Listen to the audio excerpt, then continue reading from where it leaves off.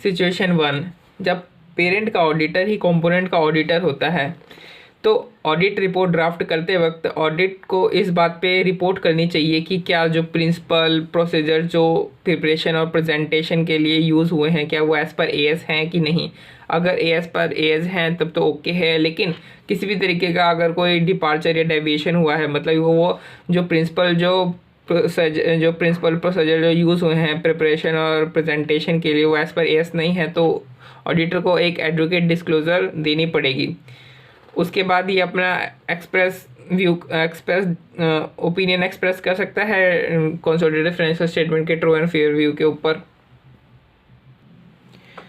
Situation number 2, जब parent का auditor और कंपोनेंट का ऑडिटर सेम नहीं होता है तो ऑडिटर को 2 ऐसे की रिक्वायरमेंट को चेक करना पड़ेगा। एक है ऐसे 600 और दूसरा है ऐसे 706।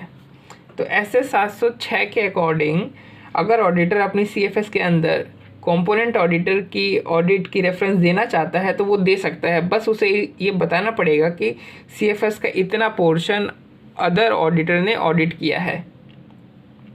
और इस बात का ध्यान रखना चाहिए कि ये सब जो प्रेजेंटेशन है ये permanent and current period consolidated adjustments का इफेक्ट देने से पहले करना चाहिए। और ऑडिट और कंसोलिडेटेड फाइनेंशियल स्टेटमेंट में अगर हम किसी अदर ऑडिटर के ऑडिट का रिपोर्ट देते हैं तो इसका मतलब ये बिल्कुल भी नहीं समझना चाहिए कि इन दोनों के ओपिनियन में डिफरेंस है, बल्कि इसे डिवीज़न ऑफ रिस्पॉन्सिबिलिटी की तरह देखना चाहिए between the auditor of component and parents auditor. Situation number 3, जब जो कंपोनेंट का एफआरएफ होता है और जो पेरेंट का एफआरएफ होता है ये दोनों डिफरेंट होता है। एफआरएफ मतलब फाइनेंशियल रिपोर्टिंग फ्रेमवर्क, जैसे इंडिया में क्या अभी शेड्यूल 3 चल रहा है। हो सकता है अगर कोई फॉरेन सब्सिडरी हो तो वहाँ पे कुछ और तरीके से प्रेजेंट किया जाता हो।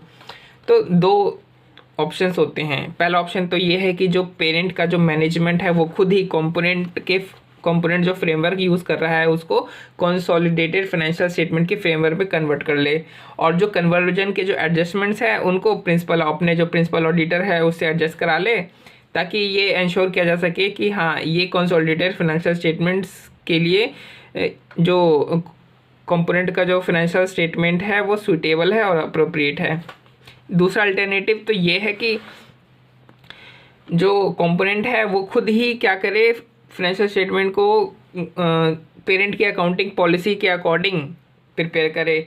और पेरेंट की अकाउंटिंग पॉलिसीज़ कहाँ पे मिलेंगी, इसको जो ग्रुप अकाउंटिंग मैनुअल होता है वहाँ पे इसको पेरेंट की अकाउंटिंग पॉलिसीज़ मिल जाएंगी। उसके बाद जो प्रिंसिपल ऑडिटर होगा वो ये जो फाइनेंशियल स्टेटमेंट जो प्रिपेयर किए गए हैं कंपोनेंट द्वारा इसको ऑडिट कर लेगा अपनी एक रिपोर्ट छोटी सी इशू कर देगा कि हाँ जो ग्रुप की जो अकाउंटिंग पॉलिसीज है उसको अच्छे से कंप्लाई किया गया है या नहीं किया गया है।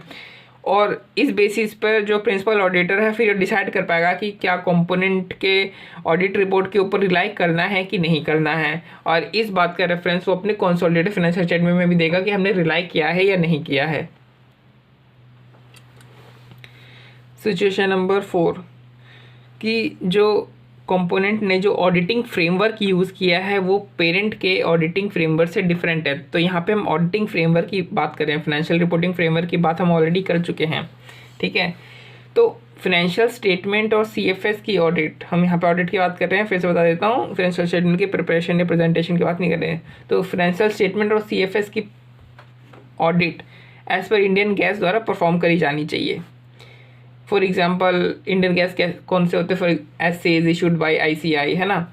और इस बात को इंश्योर करने के लिए कि पेरेंट या फिर प्रिंसिपल ऑडिटर कंपोनेंट की ऑडिट रिपोर्ट पर रिलाई करे, उसे अपने सीएफएस की ऑडिट रिपोर्ट में मेंशन करे, कंपोनेंट को अपनी फाइनेंशियल स्टेटमेंट का ऑडिट भी इंडियन गैस के अकॉर्डिंग ही करना चाहिए। सिचुएशन नंबर 5, जब जो कंपोनेंट के जो फाइनेंशियल स्टेटमेंट हैं वो ऑडिट ही नहीं हुए हैं। तो जब एक या उससे अधिक कंपोनेंट के फाइनेंशियल स्टेटमेंट ऑडिट ही नहीं हुए हैं तो प्रिंसिपल ऑडिटर अपनी सीएफएस की रिपोर्ट बनाते वक्त अपना ओपिनियन मॉडिफाई कर सकता है। लेकिन ओपिनियन मॉडिफाई करते वक्त ऑडिटर को अनऑडिटेड अमाउंट्स के पॉसिबल इफेक्ट्स का इवैल्यूएशन कर लेना चाहिए, possible effects with respect to qualitative and quantitative.